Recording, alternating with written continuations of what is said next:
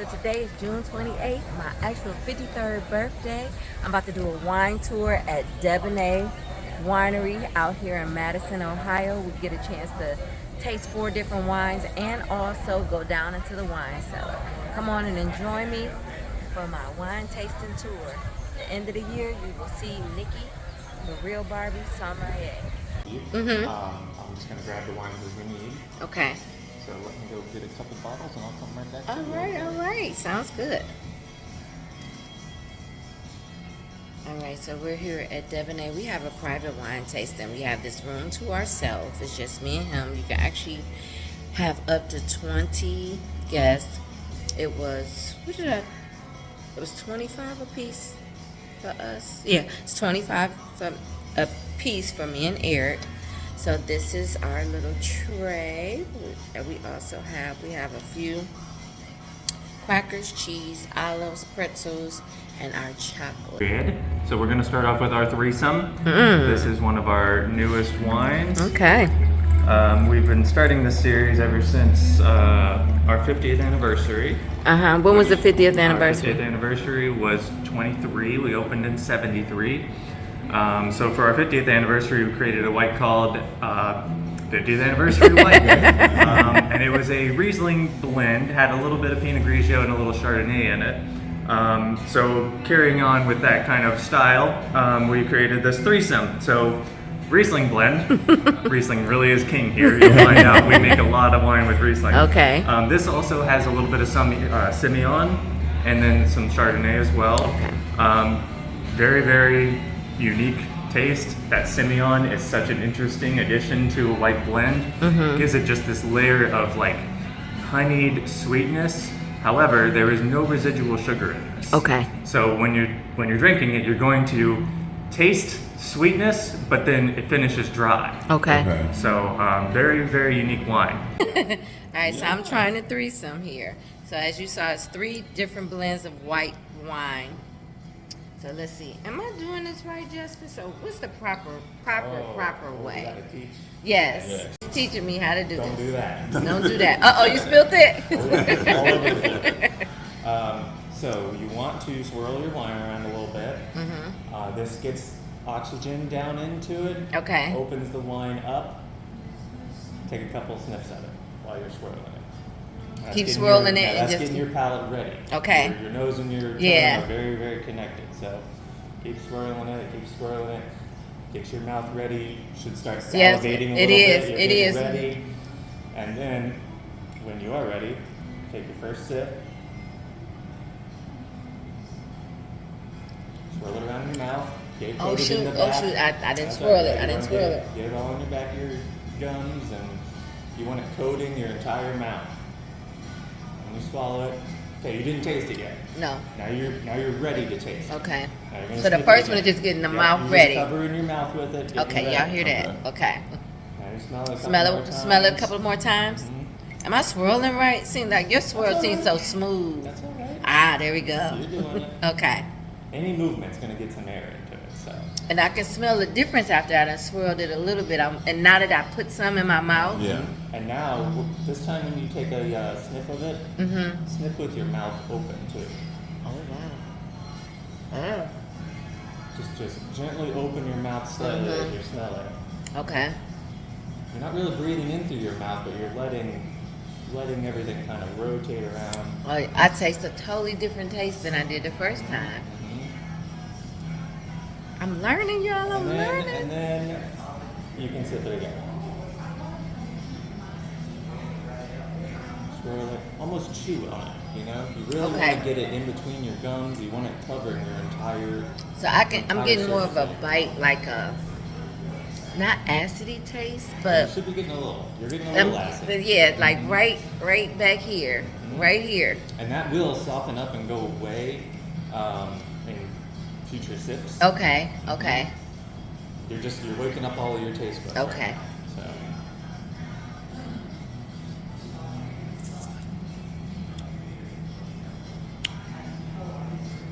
Yeah.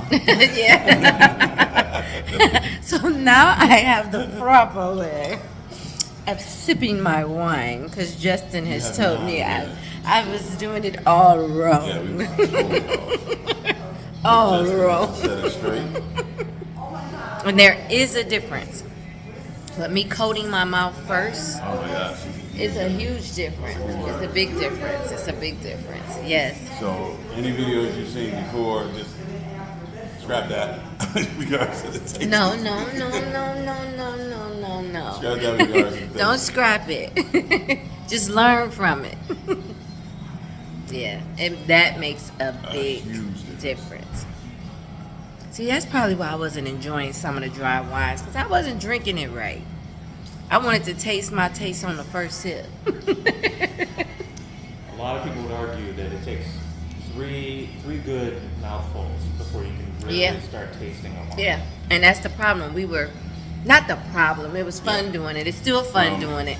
But we would grab the wine, I would swirl it a little bit, but not really properly coating my mouth. And not like I really knew the smelling swirl it, and smell. I would sniff, but not really Taking pulling it in. all in. And then, like you said, after that second sip, you kind of open your mouth just to let all the what would you call that? What is that called when all that comes in with the smell The and the aroma, aroma? the fragrance.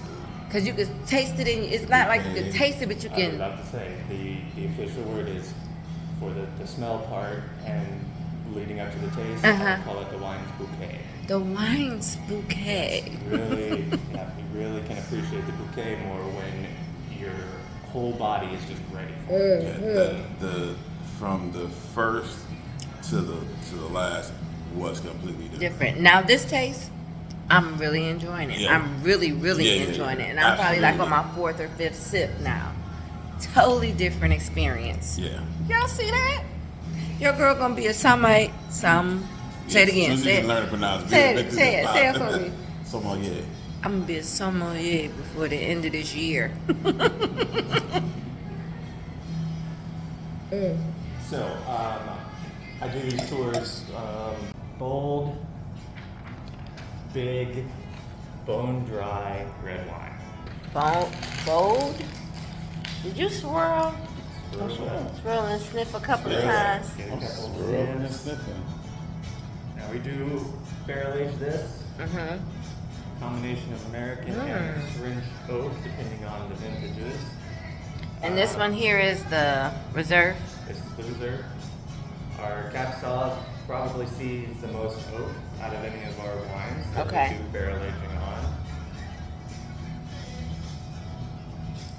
Now I'm saying like, I don't know if they do wine, but It's a cap sauce reserve. It's a bourbon barrel. We do this exact wine, also then aged in a bourbon barrel afterwards. And now that you said that, and I'm not really a bourbon drinker, but because I've tasted bourbon, I'm more of a vodka and tequila drinker. I can kind of. Don't say you're tasting it. No, I'm not. I'm Okay. tasting the oak. You're tasting oak. I'm not tasting the bourbon. I'm Yeah. tasting the oak for sure. Yep, you're gonna get that oaky, maybe a touch of vanilla, and then what really hits me, maybe after a couple of sips, is those dark fruit notes. So I'm right now. I'm only tasting the oak. Yeah. I haven't gotten to anything else. I put the full everything in my mouth. Yeah. I'm Swirl tasting it, the barrel. swirl it. I'm tasting the barrel. Get the oak. I think rich, dark red cherry. That's what I was just about to say. A black cherry, a really black cherry. I'm tasting the soil. Soil. I'm tasting the A ground. little earthiness. I got the earthy taste. So I got the oak, the barrel. I'm tasting definitely a black cherry, and I'm tasting the soil. I don't taste the tobacco or the leathery taste. Well, so what you're thinking of soil is Might be. is you're getting close to that leathery Taste. Okay. Now this bottle has been open for a little while, like I said. Okay. So the tannins have broken down. Mm-hmm. It's going to be juicier. It's Yeah. gonna feel. Because my mouth is more watery. Mhm. Is that supposed to happen with this? Is that the tannins that's doing that, or what am I getting that? You know how when you get ready to eat a pickle and your mouth gets Salivate. juicy? That's a good thing. That means you like it. My mouth is getting juicy. Mouth is getting juicy. No, I think that's a good thing. Okay. Isn't it so funny? Because it's starting to be like every time now that I'm tasting this, the Cabernet. This is the Sauvignon, the Cabernet Sauvignon. Yep. I'm starting to like it. And in the beginning, I didn't. Me either. I'm starting to like it the more I taste it, even I though would never Cabernet type right, even though flavor. this is a different region, because where we were tasting at before had Napa Valley wine, so I can taste the difference in the soil taste, that earthy taste. Absolutely. That earthy taste tastes different, but it's something that I'm starting to acquire a taste for. Well, you know, Do I like it's, dirt? It's a story as old as time. It happens here. All right, so I'm 2 sips in. So should I take another sip before I do my chocolate, or I should be good now? I think the big thing is going to be how much the sweetness and the chocolatey notes of the candy change the wine after it. So do I eat a bite of it or the whole Take a piece? little bite of it, and then once you've cleared your palate, then take a sip of your wine. All right.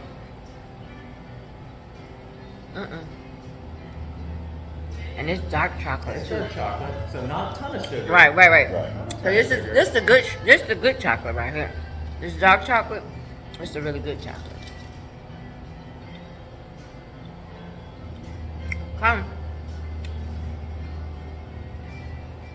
Let's see here, Justin. Let's see. Taste the difference? Yeah, it kind of seemed like it perked it up a little bit. Like, Oh, for sure. I taste the leather. Look at that. I taste the leather. As soon as I ate the chocolate, I taste the leather. I don't chew leather couches or anything like that. Tastes like a brand new leather wallet. Right? I definitely. This is also an excellent cigar wine. Mm-hmm. and I'm a cigar smoker. Another whole science all in itself. Okay. Pairing wines and liquors with cigars. Okay. The dryness of a really nice. Oh my dry, goodness, that was earthy so cigar good. Wait. will bring out all of the fruit notes. Mm-hmm. This will taste sweet after a really good cigar. Oh, wow. You Yeah, would- this you chocolate- would swear that there was sugar in this wine if you had a real nice dry cigar. This dark chocolate with this Cabernet. I mean, Yeah, you got it. Yeah, it really, yeah. I had to give me another one. Nothing wrong with that. Oh, wow. Super good. Back in the 70s when we first started doing wine. Okay. Basically, a blend of Concord and Niagara. Okay. Took the two biggest native grapes to the area, blended them together, made this crazy, popular, fruit-forward, juicy wine. Okay. Now, these are the grapes that are used to make a lot of just commercial grape juices. You get Welch's, it's probably Concord. Right.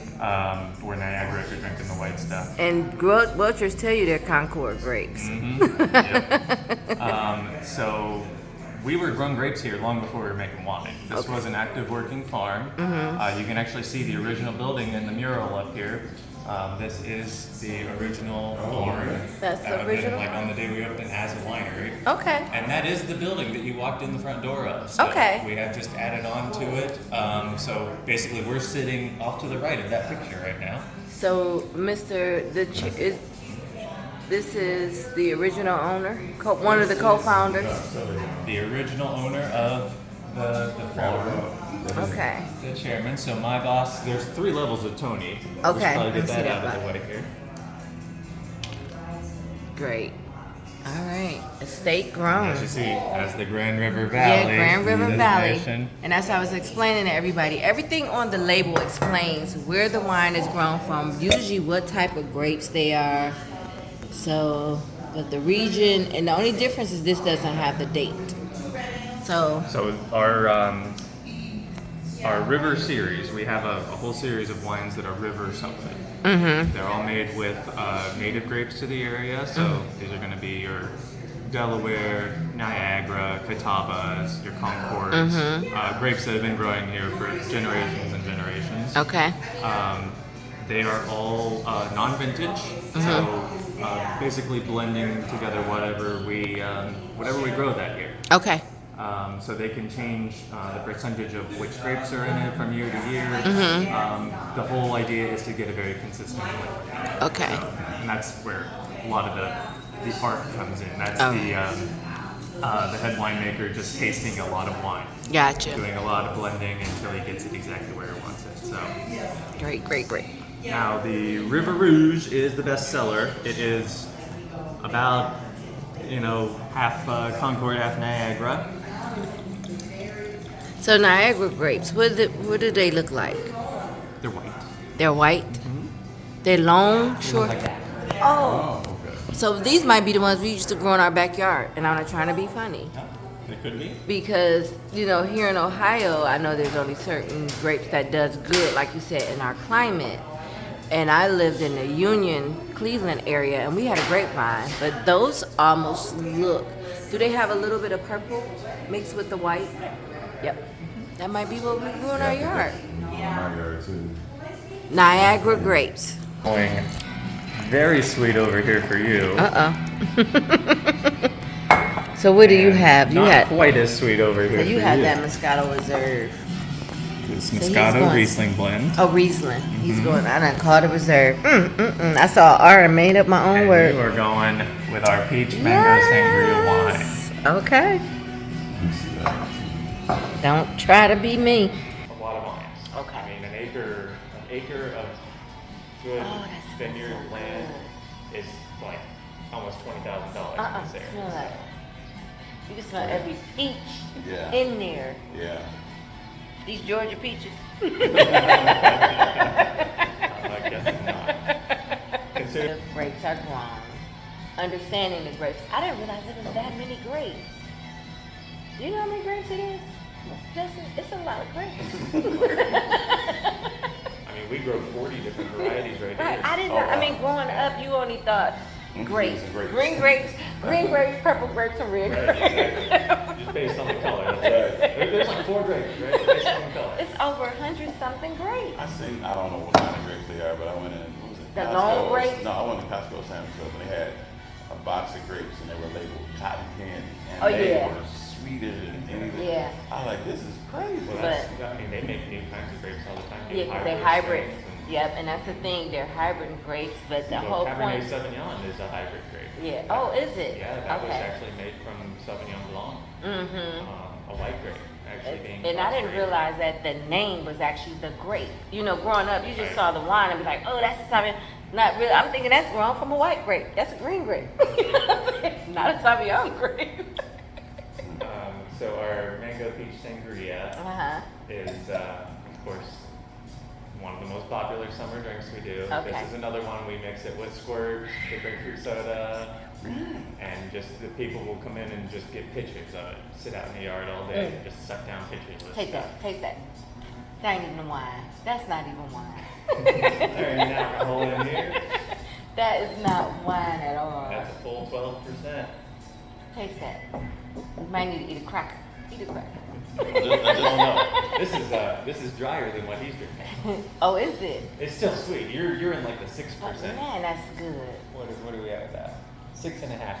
I'm glad I didn't get that. That's good. It is good.